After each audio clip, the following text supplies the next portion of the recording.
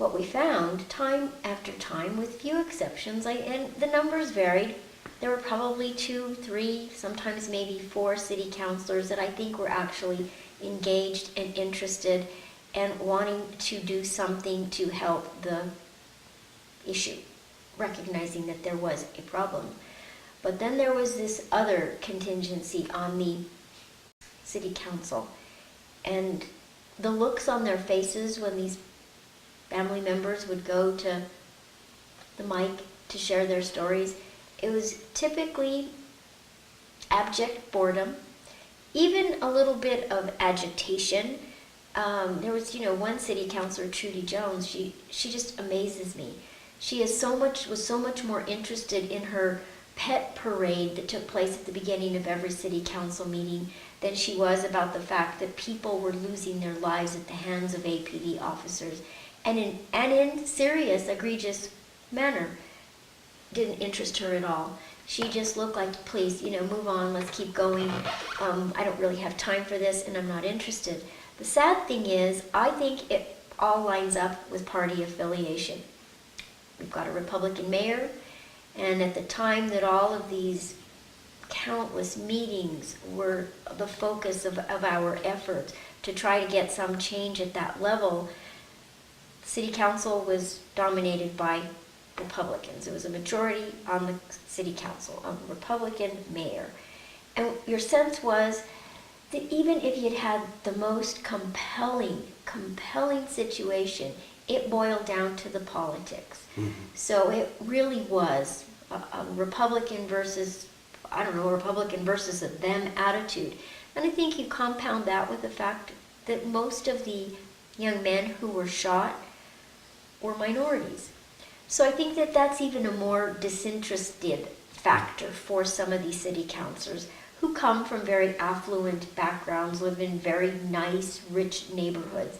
Well, this isn't anything that touches our lives. Sorry, maybe not sorry that it touched yours, but can we move on to the next agenda item?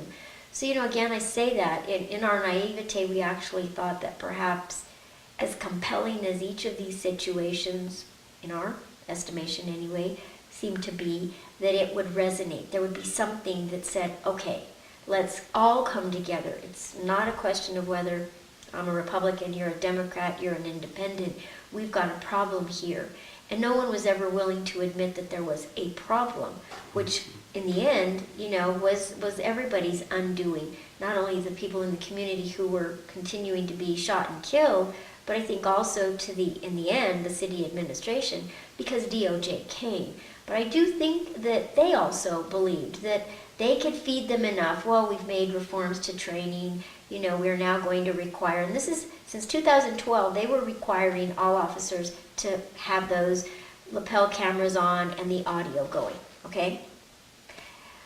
And I think Stephen has said this probably more times than anyone else, and he has said it very well. That's been in the SOP for a very long time, but yet they'll put out these statements in their press releases and press conferences like they're just implementing something for the first time and it's brand new, and look what we're doing. We're moving forward with this initiative, that initiative.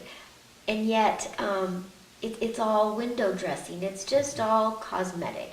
Public relations. Sure, there's no substance to it. You had the Walker-Luna report that was out in 1997 that came with some very sweeping recommendations.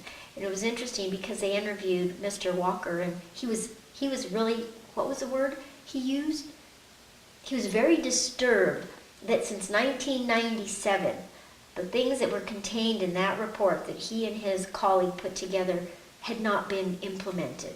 That APD was now talking about implementing them. And again, if some of these things had been... Almost 20 years later. Yes. If some of these things had been enforced, we might be down a different road. Even, after Christopher and Alan Gomez were shot, the police chief, Schultz, comes down with all of these pronouncements. We're doing this, we're doing that. But again, there was no substance to it. So, consequently, there are what? We're up to 34, and Christopher was number 14. So that's a lot that followed afterwards. So what it tells you, if you're really paying attention in the community, is all of it is just talk. They're not walking it. And I think that was in the end, to go back to your original question, the only way we're going to get sustained reform in this community is with a consent decree that requires a federal monitor.